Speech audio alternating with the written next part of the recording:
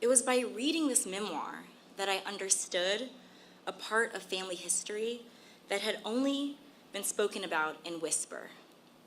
The Tulsa Race Massacre that had destroyed our family business and criminalized our patriarch, J.B. Stratford. Educated at Oberlin College and Indianapolis Law School, J.B. had a hotel business in Tulsa that would have been worth over $2 million in today's money. His hotel, the 54-room Stratford Hotel on the historic Greenwood Avenue, was sacked and burned to the ground during the Tulsa Race Massacre of 1921, along with over 30 square blocks of Black-owned property, causing him to flee to Kansas and later to Chicago to save his own life. He was falsely indicted for inciting the riot by an inflamed white grand jury, for daring to stand up with his community to stop a mob from breaking into the jail and lynching a Black teenager named Dick Rowland, sparking the backlash which ended in the grievous massacre. My family worked to get these charges against JB dropped posthumously. I know how lucky I am to have this family history passed down from generation to generation. This history was the one thing that they were not able to steal from us. But as thankful as I am to know my history, I understand that history has no firm line to divide it from the present. Just as there are survivors still with us today from this tragic event, the mentality of the mob to declare that there would never again be another Black Wall Street in Tulsa, that mentality also still survives in many institutions and unfortunately in many people's hearts. Today, we welcome President Joe Biden here to stand beside us as we continue the fight for justice for the survivors and descendants of the Tulsa Massacre. He understands that as a nation, we are and we must be strong enough to confront the dark periods of our history with a bold agenda of equity, repair, and healing. J.B. Stratford died without seeing justice for the crimes against him and his community. But I am sure we will see justice in my lifetime, thanks to the efforts of all of you here joining us today. And now, I introduce to you President Joe Biden.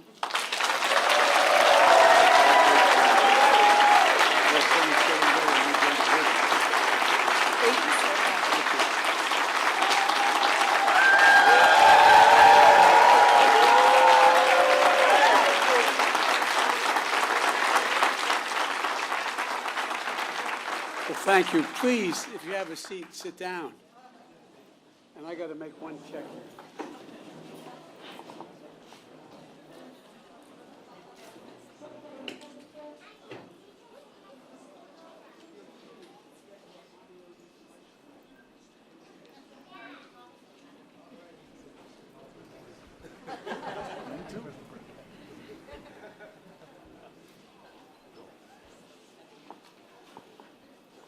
I just had to make sure the two girls got ice cream when this is over.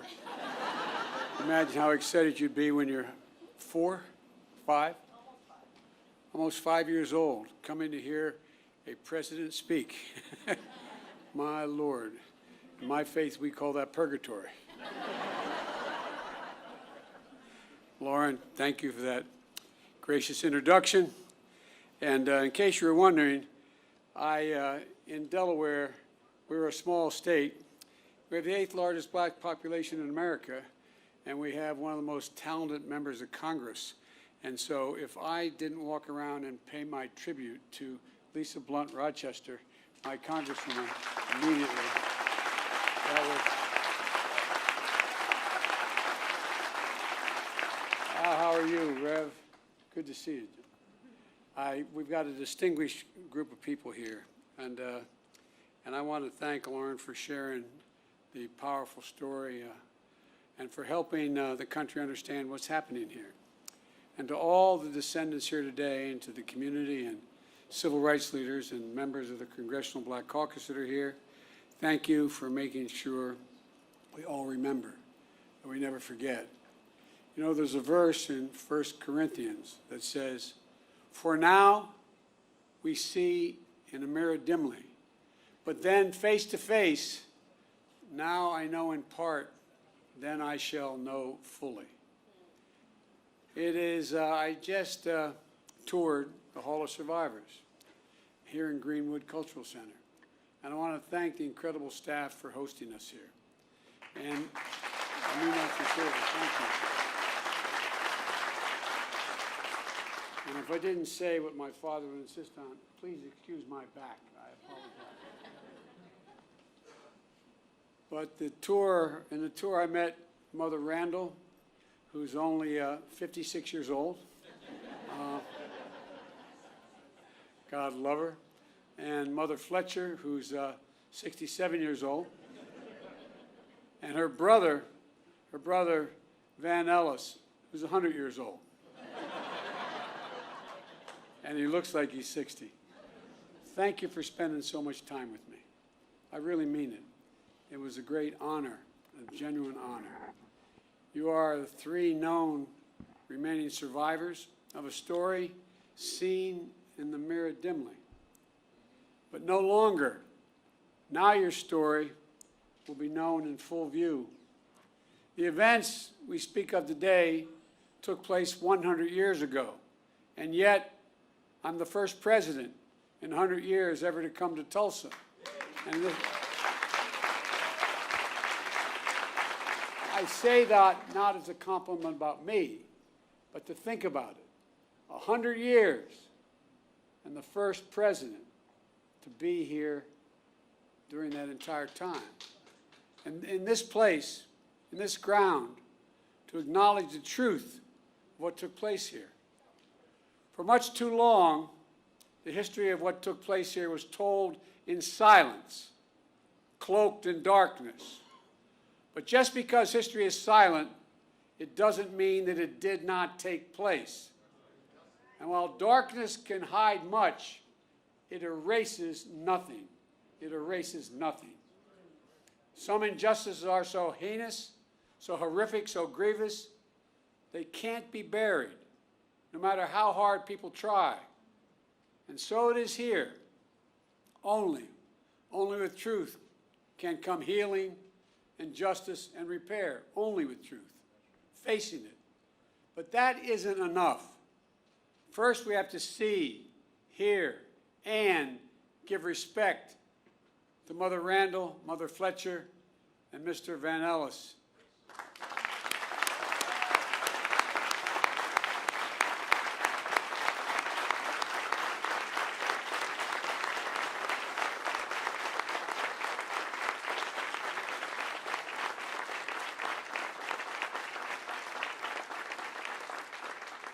And to all those lost so many years ago, to all the descendants of those who suffered, to this community, that's why we're here, to shine a light, to make sure America knows the story in full.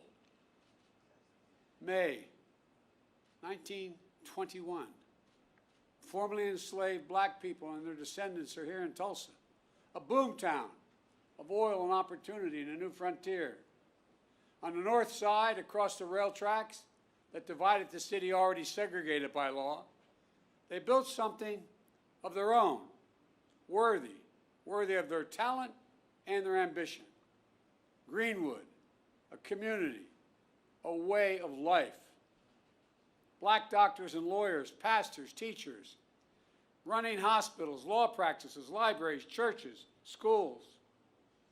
Black veterans, like the man I had the privilege of giving a command coin to, who fought, volunteered and fought and came home and still faced such prejudice.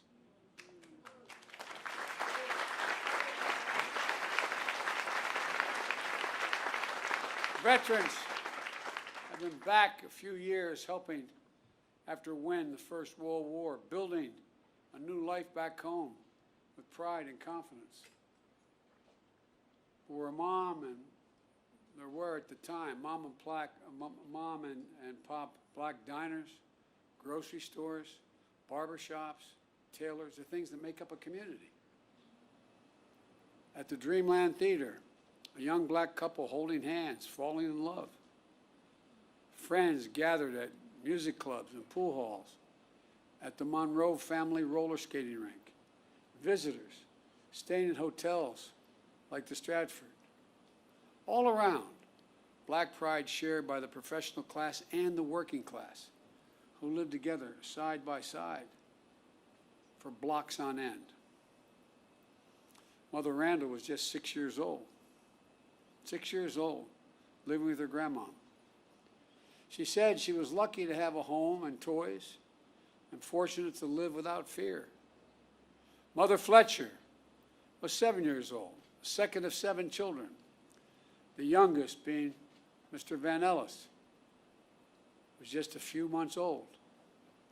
The children, former sharecroppers, when they went to bed at night in Greenwood, Mother Fletcher says they fell asleep rich in terms of the wealth, not real wealth, but a different wealth, a wealth in culture and community and heritage. But one night changed everything. Everything changed. While Greenwood was a community to itself, it was not separated from the outside. It wasn't everyone, but there was enough hate, resentment, and vengeance in the community. Enough people who believed that America does not belong to everyone and not everyone is created equal.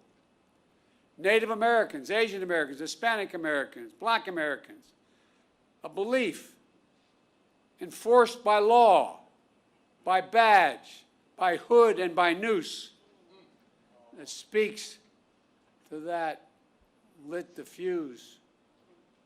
It lit it by the spark that it provided. A fuse of fury was an innocent interaction that turned into a terrible, terrible headline allegation of a black male teenager attacking a white female teenager. A white mob of 1,000 gathered around the courthouse where the black teenager is being held. Ready to do what still occurred, lynch that young man that night. But 75 black men, including black veterans, arrived to stand guard. Words were exchanged, then a scuffle, then a shots fired. Hell was unleashed. Literal hell was unleashed. Through the night and into the morning, the mob terrorized Greenwood, torches and guns, shooting at will. A mob tied a black man by the waist to the back of their truck with his head banging along the pavement as they drove off. A murdered black family draped over the fence of their home outside. An elderly couple knelt by their bed praying to God with their heart and their soul when they were shot in the back of their heads. Private planes dropping explosives. The first and only domestic aerial assault of its kind on an American city, here in Tulsa. 8 of Greenwood's nearly 24 churches burned like Mount Zion across the street at Vernon AME. Mother Randall said it was like a war. Mother Fletcher says all these years later, she still sees black bodies around. The Greenwood newspaper publisher, A.J. Smitherman, penned a poem of what he heard and felt that night.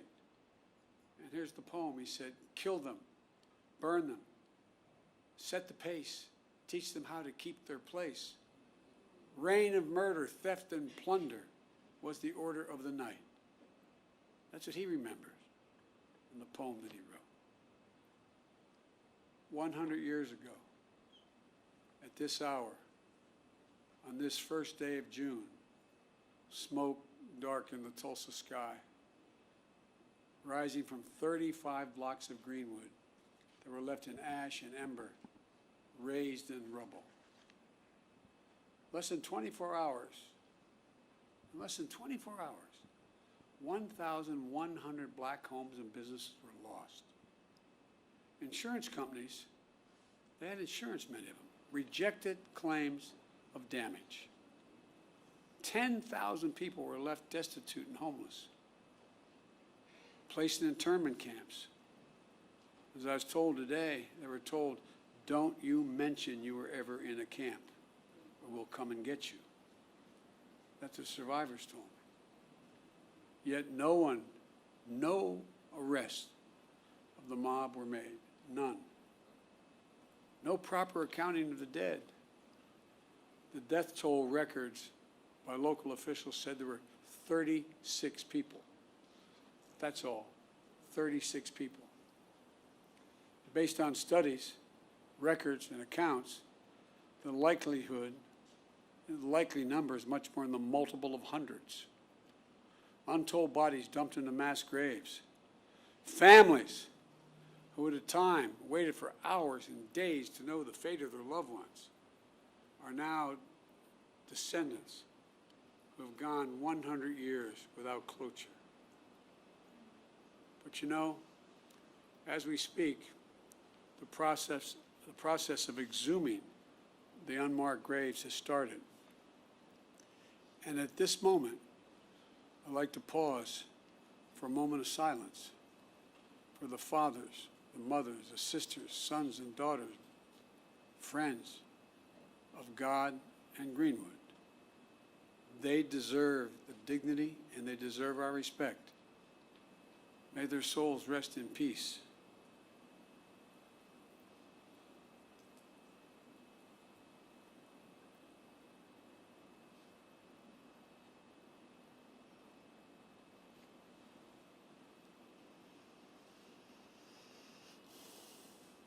My fellow Americans, this was not a riot. This was a massacre.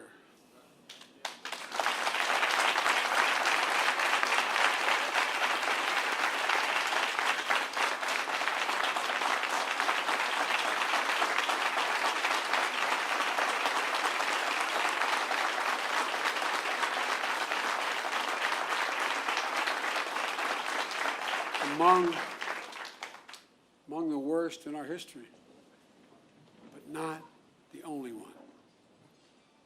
And for too long, forgotten by our history.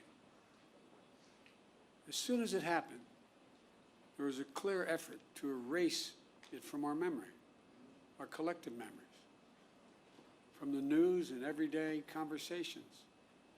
For a long time, schools in Tulsa didn't even teach it, let alone schools elsewhere. And most people didn't realize that a century ago, the second Ku Klux Klan had been founded. The second Ku Klux Klan had been founded. A friend of mine, John Meacham, I'd written when I said I was running to restore the soul of America. He wrote a book called The Soul of America, not because of what I said. And there's a picture about page 160 in the book showing over 30,000 Ku Klux Klan members in full regalia, Reverend, pointed hats, the robes, marching down Pennsylvania Avenue in Washington, D.C., Jesse, you know all about this. Washington, D.C. If my memory is correct, there were 37 members of the House of Representatives who were open members of the Klan. There were 5, if I'm not mistaken, could have been 7, I think it was 5 members of the United States Senate, open members of the Klan. Multiple governors were open members of the Klan. Most people didn't realize that a century ago the Klan was founded just 6 years before the horrific destruction here in Tulsa. And one of the reasons why it was founded was because of guys like me who are Catholic. It wasn't about African Americans then.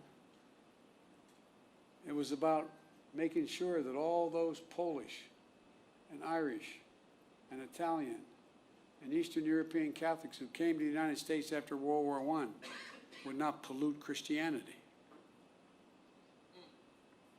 The flames from those burning crosses torched every region of the country. Millions of white Americans belonged to the Klan, and they weren't even embarrassed by it. They were proud of it. And that hate became embedded systematically and systemically in our laws and our culture. We do ourselves no favors by pretending none of this ever happened, or it doesn't impact us today, because it does still impact us today. We can't just choose to learn what we want to know and not what we should know.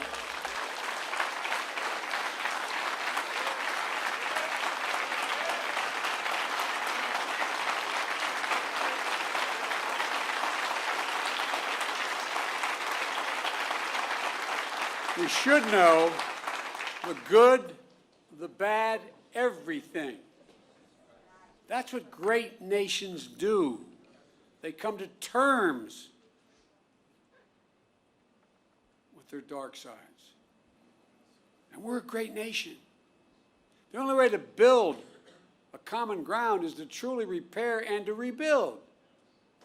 I come here to help fill the silence, because in silence, wounds deepen.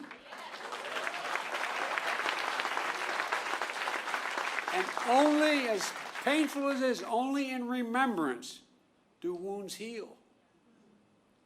We just have to choose to remember. We memorialize what happened here in Tulsa, so it can't be erased.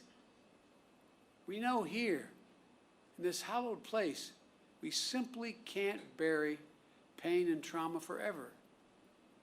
And at some point, there'll be a reckoning, an inflection point, like we're facing right now as a nation. What many people hadn't seen before, or simply refused to see, cannot be ignored any longer. You see it in so many places. And there's greater recognition that for too long, we've allowed a narrowed, cramped view of the promise of this nation to fester. The view that America is a zero-sum game, where there's only one winner. If you succeed, I fail. If you get ahead, I fall behind. If you get a job, I lose mine. And maybe worst of all, if I hold you down, I lift myself up. Instead of, if you do well, we all do well. We see that in Greenwood. This story isn't about the loss of life, but a loss of living, of wealth and prosperity and possibilities that still reverberates today. Mother Fletcher talks about how she was the only able to attend school in the 4th grade and eventually found work in the shipyards as a domestic worker. Mr. Van Ellis has shared how even after enlisting and serving in World War II, he still came home to struggle with a segregated America. Imagine all those hotels and dinners and mom and pop shops that could have been passed down this past 100 years. Imagine what could have been done for black families in Greenwood. Financial security and generational wealth. If you come from backlines like my family, working class, middle class family, the only way we ever able to generate any wealth was inequity in our homes. Imagine what they contributed then and what they could have contributed all these years. Imagine a thriving Greenwood in North Tulsa for the last 100 years. What that would have meant for all of Tulsa, including the white community. While the people of Greenwood rebuilt again in the years after the massacre, it didn't last. Eventually, neighborhoods were redlined on maps, locking black Tulsa out of home ownership. A highway was built right through the heart of the community. Lisa, I was talking about our west side, what 95 did after we were occupied by the military, after Dr. King was murdered. The community, cutting off black families and businesses from jobs and opportunity. Chronic underinvestment from state and federal governments denied Greenwood even just a chance of rebuilding. We must find the courage to change the things we know we can change. That's what Vice President Harris and I are focused on, along with our entire administration, including our Housing and Urban Development Secretary, Marcia Fudge, who's here today.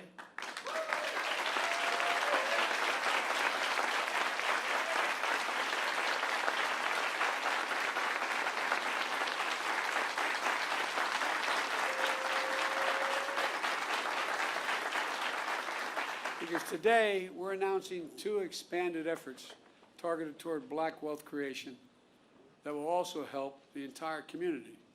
The first is my administration has launched an aggressive effort to combat racial discrimination in housing.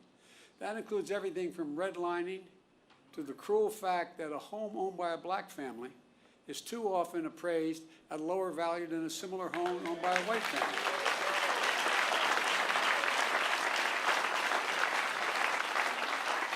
And I might add, and I need help if you have answered this one, I can't figure this one out, Congressman Horsford, but if you live in a black community and there's another one on the other side of the highway, it's a white community, it's built by the same builder, and you have a better driving record than the guy with the same car in the white community, you're getting paid more for your auto insurance. Shockingly, the percentage of black American homeownership is lower today in America than when the Fair Housing Act was passed more than 50 years ago. Lower today. That's wrong. And we're committed to changing that. Just imagine if instead of denying millions of Americans the ability to own their own home and build generational wealth, we made it possible for them to buy a home and build equity into that home and provide for their families. Second, small businesses are the engines of our economy and the glue of our communities. As president, my administration oversees hundreds of billions of dollars in federal contracts for everything from refurbishing decks of aircraft carriers to installing railings in federal buildings to professional services.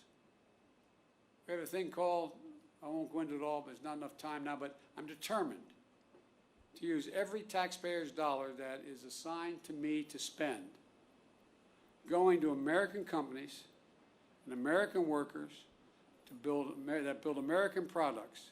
And as part of that, I'm going to increase the share of the dollars the federal government spends to small disadvantaged businesses, including black and brown small businesses. Right now it calls for 10%. I'm going to move that to 15% of every dollar spent will be spent with that. I have the authority to do that. Just imagine if instead of denying millions of entrepreneurs the ability to access capital and contracting, we made it possible to take their dreams to the marketplace to create jobs and invest in our communities. The data shows young black entrepreneurs are just as capable of succeeding given the chance as white entrepreneurs are. But they don't have lawyers, they don't have accountants, but they have great ideas. Does anyone doubt this whole nation would be better off from the investments those people make? And I promise you, that's why I set up this National Small Business Administration that's much broader, because they're going to get those loans. Instead of consigning millions of American children to under-resourced schools, let's get each and every child 3 and 4 years old access to school, not daycare, school.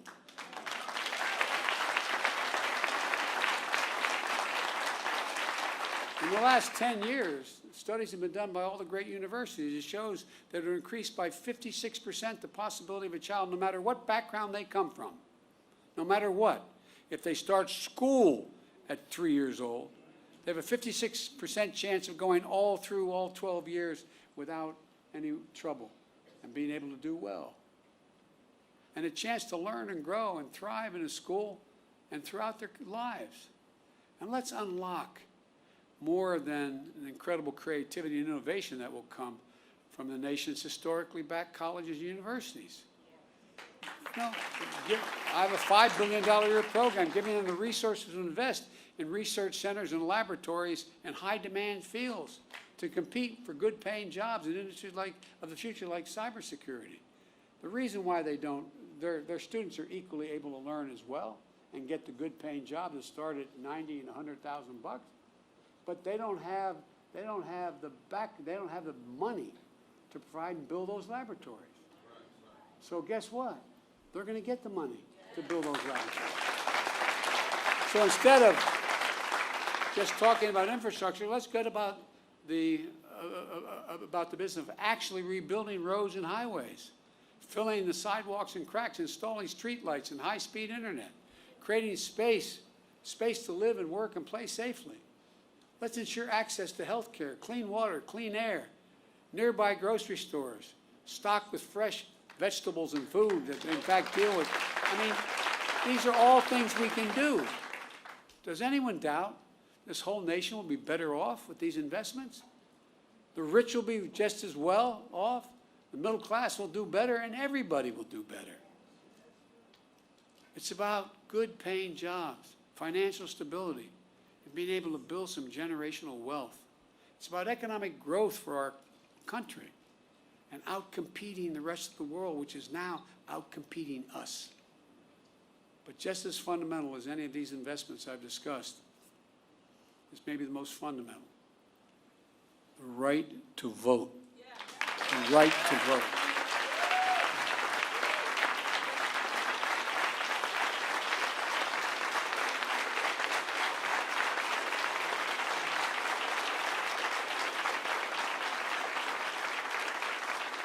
A lot of the members of the Black Caucus knew John Lewis better than I did, but I knew him.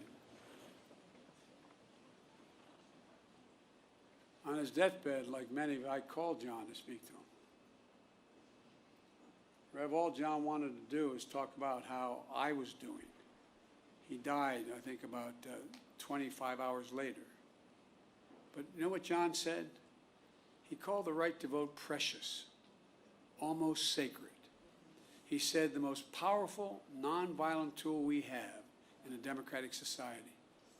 This sacred right is under assault with incredible intensity like I've never seen, even though I got started as a public defender and a civil rights lawyer. With an intensity and aggressiveness that we've not seen in a long, long time. It's simply un-American. It's not, however, sadly, unprecedented.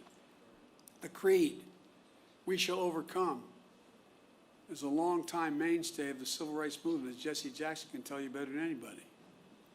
The obstacle to progress that have to be overcome are a constant challenge. We saw it in the 60s, but with the current assault is not just an echo of a distant history. In 2020, we faced a tireless assault on the right to vote.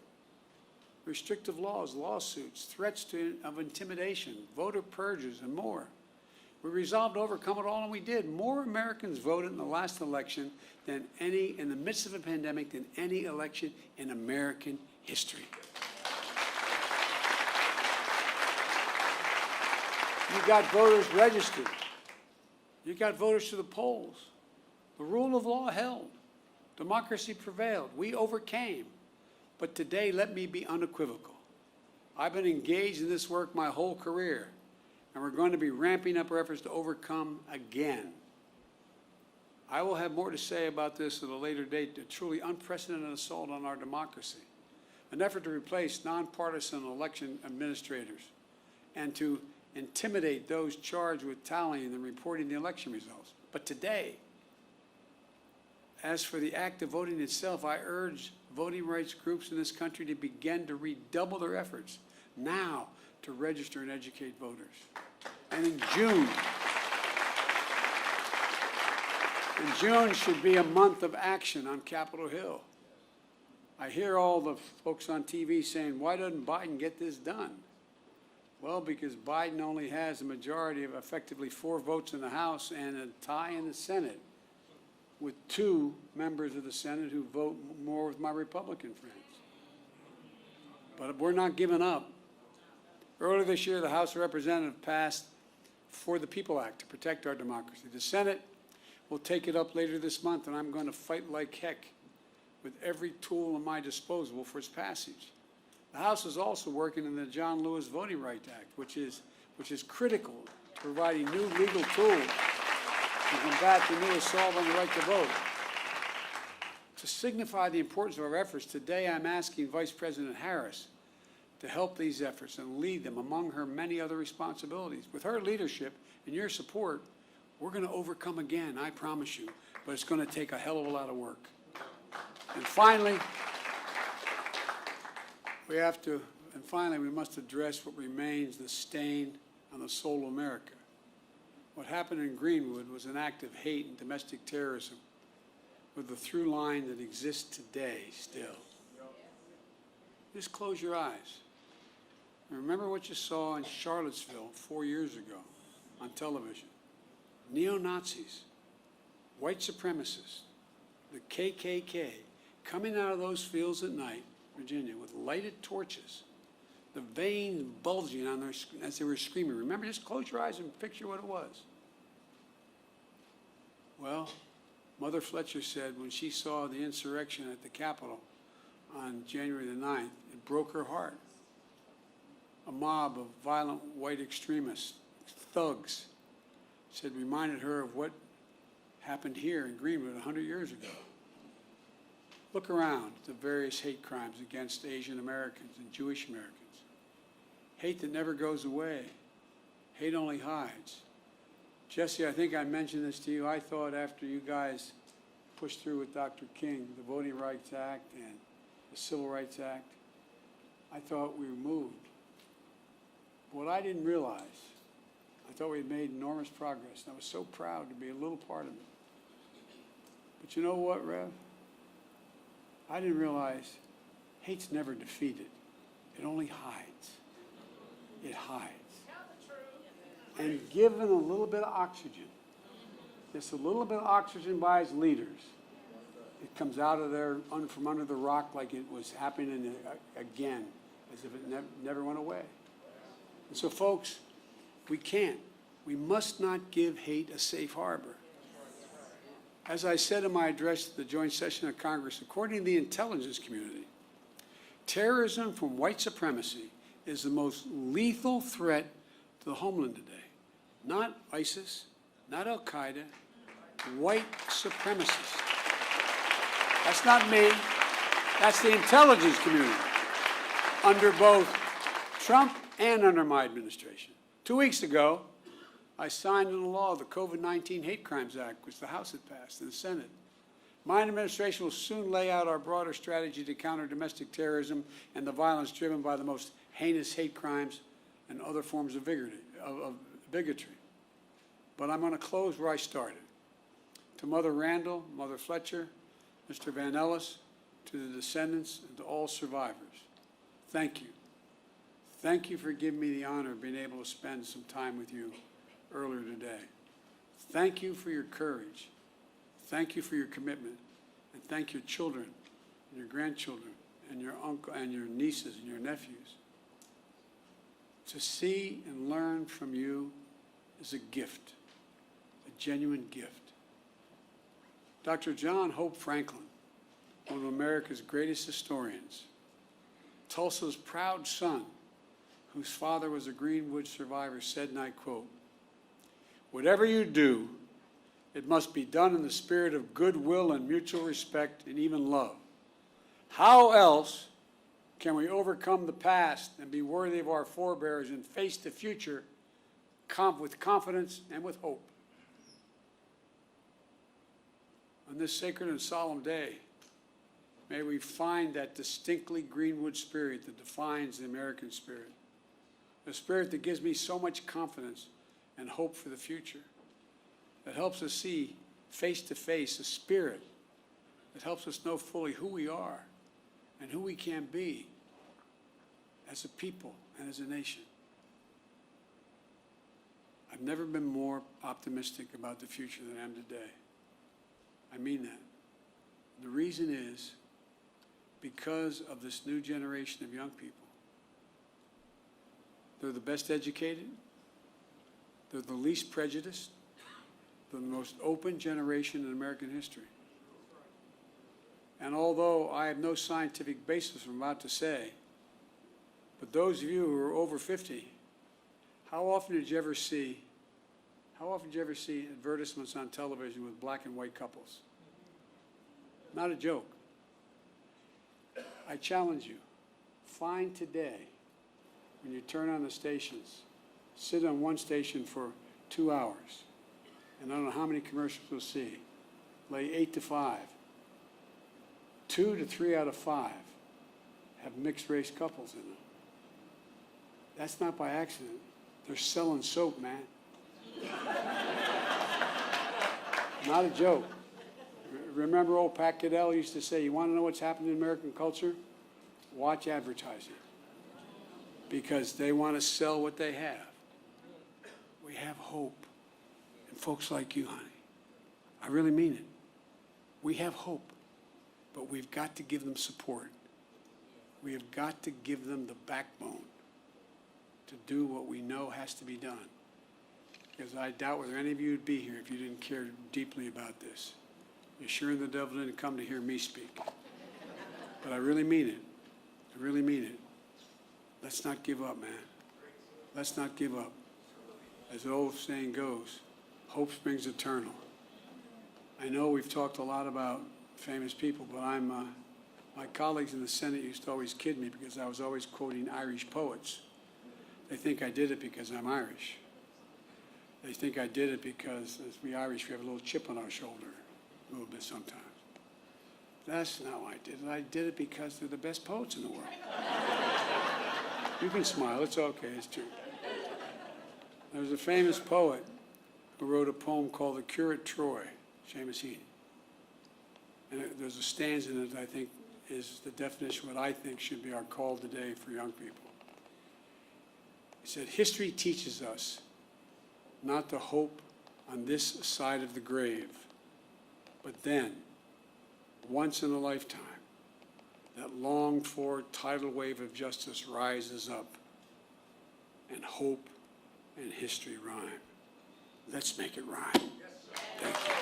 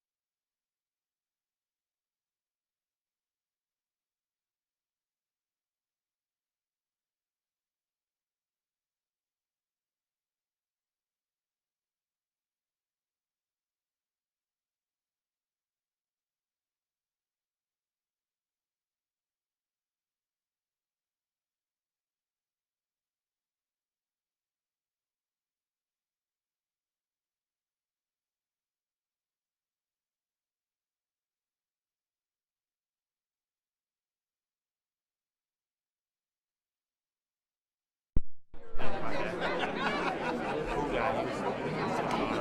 sir. Hey, sir. What welcome did you land on? What was the final photo did you nominate to?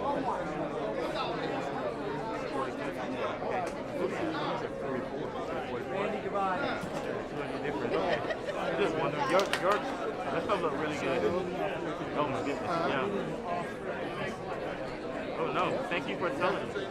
Yes, we're a team. I never met you, but I'm glad to work out. Glad to work with whoever want to help me out, you know. Yeah.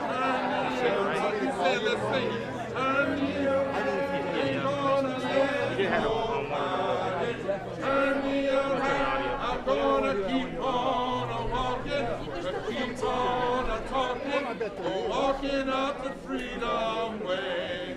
Ain't gonna let no racism turn me around. Oh, turn me around. Oh, turn me around. Ain't gonna let no racism turn me around. I'm gonna keep on walking, keep on talking, walking up to freedom. One more time, everybody. Ain't gonna let nobody. Come on, y'all. Turn me around. Everybody. Turn me around. Oh, turn me around. Ain't gonna let nobody turn me around. I'm gonna keep on walking, keep on talking, marching up the freedom way.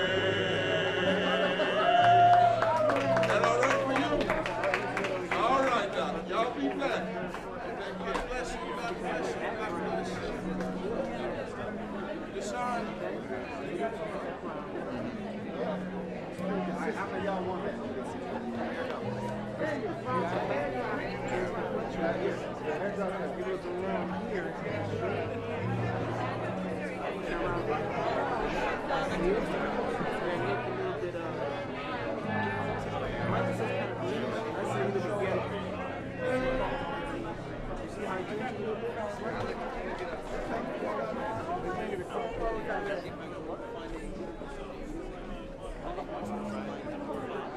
Look at the monitor.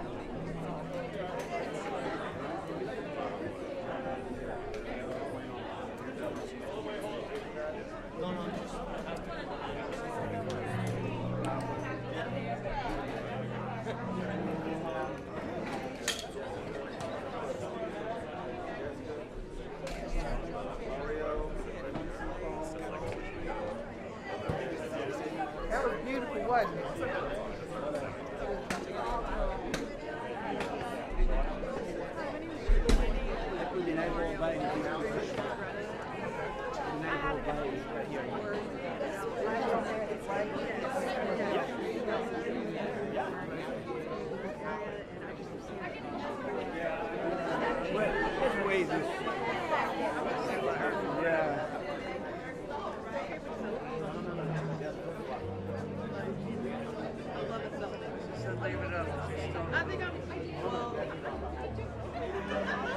Okay, he's doing the building, and give the shot top down. Yeah.